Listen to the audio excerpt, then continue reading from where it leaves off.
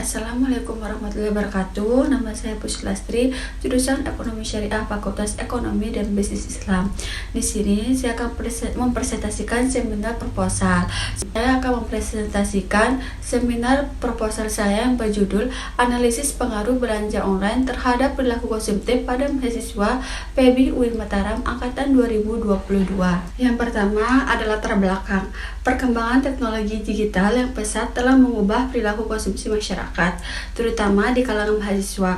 Mahasiswa PEBI UIN Mataram Angkatan 2022 juga memiliki karakteristik sebagai generasi yang memiliki kebebasan finansial yang relatif tinggi. Mereka memiliki akses ke dana orang tua, beasiswa, atau pekerjaan pada waktu yang memungkinkan mereka untuk berbelanja online dengan lebih bebas.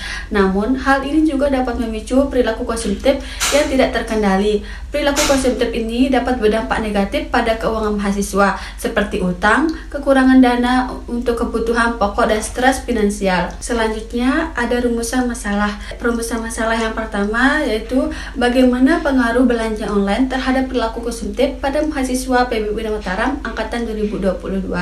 Yang kedua, faktor-faktor apa saja yang mendorong perilaku konsumtif pada mahasiswa PEBI UIN Mataram Angkatan 2022. Selanjutnya, tujuan penelitian. Yang pertama, untuk mengetahui pengaruh belanja online terhadap perilaku konsumtif pada mahasiswa PEBI UIN Mataram Angkatan 2022. Yang kedua, untuk mengetahui faktor-faktor yang mendorong perilaku konsumtif pada mahasiswa PEBI UIN Mataram Angkatan 2022. Penelitian. Yang pertama, bagi peneliti. Penelitian ini diharapkan memberikan kontribusi terhadap pengembangan keilmuan, khususnya dalam bidang perilaku konsumen dan ekonomi Islam, dengan memberikan pemahaman yang lebih mendalam tentang perilaku konsumtif belanja online di kalangan mahasiswa.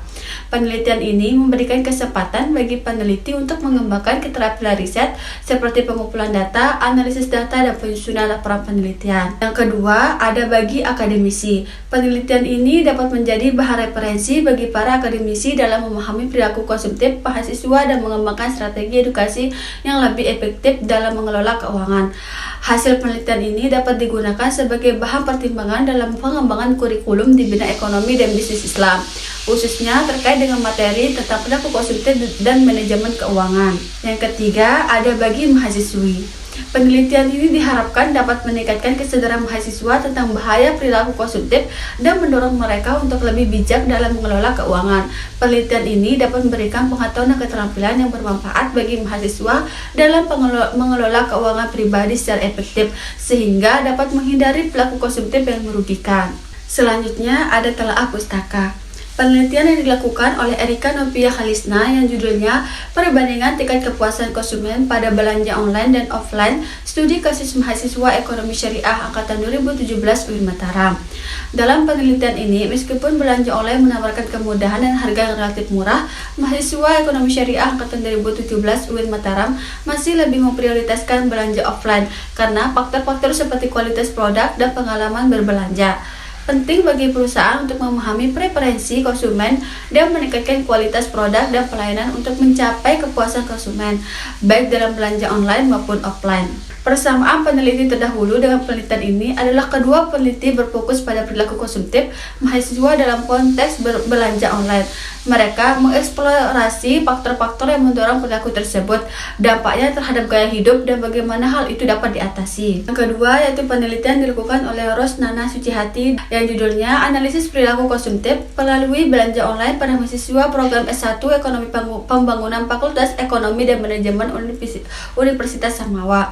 Dalam penelitian ini, kemajuan teknologi informasi, khususnya kemudahan bertransaksi online, telah mengubah gaya hidup mahasiswa dan memperkuat perilaku konsumtif. Penting bagi mahasiswa untuk meningkatkan kesadaran tentang manajemen keuangan dan dampak perilaku konsumtif.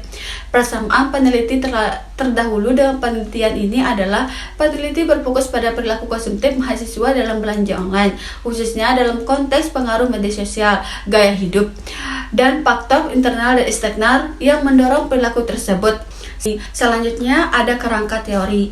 Yang pertama yaitu ada belanja online. Belanja online atau e-commerce adalah sebuah proses transaksi yang dilakukan melalui media sosial atau perantara, yaitu berupa situs-situs jual beli online ataupun jejaring sosial yang menyediakan barang atau jasa yang diperjualbelikan.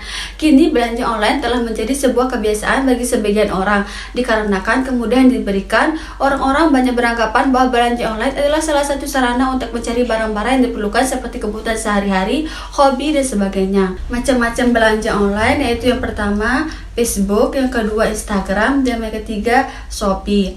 Faktor menggunakan online shopping yaitu yang pertama ada kenyamanan, yang kedua ada kelengkapan informasi, yang ketiga ada waktu, yang keempat ada kepercayaan konsumen. Selanjutnya ada transaksi dalam belanja online. Yang pertama yaitu ada transfer langsung.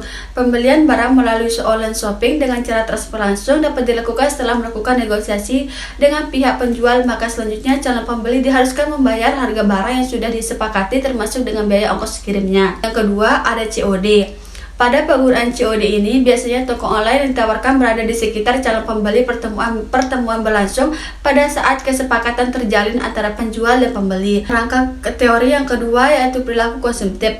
Konsumtif yang berarti sifat mengonsumsi, memakai, menggunakan, dan menghabiskan sesuatu berperilaku boros untuk yang mengonsumsi barang atau jasa secara berlebihan. Dalam arti luas, konsumtif adalah perilaku konsumsi yang boros dan berlebihan yang lebih mendahulukan keinginan dibandingkan kebutuhan, serta tidak ada skala prioritas atau dapat diartikan sebagai gaya hidup yang mewah.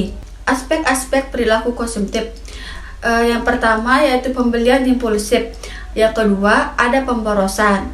Yang ketiga mencari kesenangan. Selanjutnya ada faktor penyebab perilaku konsumtif mahasiswa dalam melakukan belanja online. Yang pertama yaitu ada faktor internal. Dalam faktor internal itu yaitu ada dorongan atau hasrat mahasiswa untuk memenuhi kebutuhan. Yang kedua yaitu pandangan mahasiswa mengenai belanja online lebih murah daripada offline. Selanjutnya ada faktor eksternal, yaitu yang pertama ada kebiasaan lingkungan sekitar. Yang kedua yaitu pengaruh teman sekampus. Yang ketiga ada media sosial. Selanjutnya ada indikator perilaku konsumtif. Menurut Sumartono, indikator perilaku konsumtif yaitu yang pertama ada membeli produk karena iming-iming hadiah. Yang kedua, membeli barang bila kemasannya yang menarik. Yang ketiga, ada membeli produk demi menjaga penampilan diri dan gengsi. Yang keempat yaitu membeli produk atas pertimbangan harga, bukan atas dasar manfaat atau kegunaannya. Selanjutnya ada metode penelitian. Yang pertama, pendekatan penelitian. Pendekatan yang digunakan peneliti adalah pendekatan kualitatif. Pendekatan ini dipilih dengan tujuan untuk memahami kondisi suatu konteks dengan merujuk pada pendeskripsian detail dan mendalam mengenai kondisi dalam suatu situasi yang alami atau natural setting. Yang kedua, jenis penelitian. Dilihat dari tempat penelitian, jenis penelitian ini merupakan penelitian lapangan. Yang ketiga, yaitu lokasi penelitian. Lokasi penelitian yang akan dijadikan tempat penelitian oleh peneliti adalah Universitas Islam Negeri Mataram. Yang keempat, ada sumber data.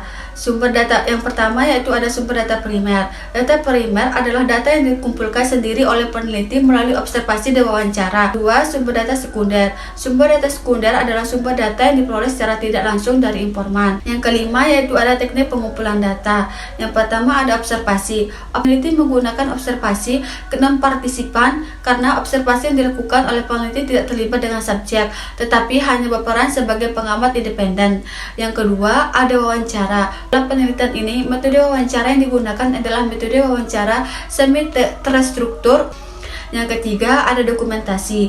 Dokumen adalah catatan peristiwa yang sudah berlalu. Selanjutnya ada teknik analisis data. Yang pertama itu ada reduksi data. Data yang diperoleh dari lapangan jumlahnya cukup banyak. Mereduksi data berarti merangkum, memilih hal-hal yang pokok, memfokuskan pada hal-hal yang penting. Yang kedua yaitu penyajian data. Penyajian data bisa dilakukan dalam bentuk uraian singkat, hubungan antara kategori dan sejenisnya. Yang ketiga, penarikan kesimpulan. Setelah data selesai disajikan, langkah selanjutnya penarikan kesimpulan yang sudah selesai dalam menjabarkan berbagai data yang diperoleh. Yang ketujuh, ada pengecekan keabsahan data.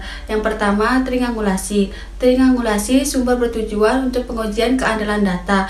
Pemeriksaan data yang diperoleh dengan beberapa sumber dan penelitian ini menggunakan triangulasi sumber. Yang kedua, ada ketekunan pengamatan. Ketekunan pengamatan adalah sebuah teknik validasi data berdasarkan sebuah gigi peneliti saat melakukan kegiatan observasi.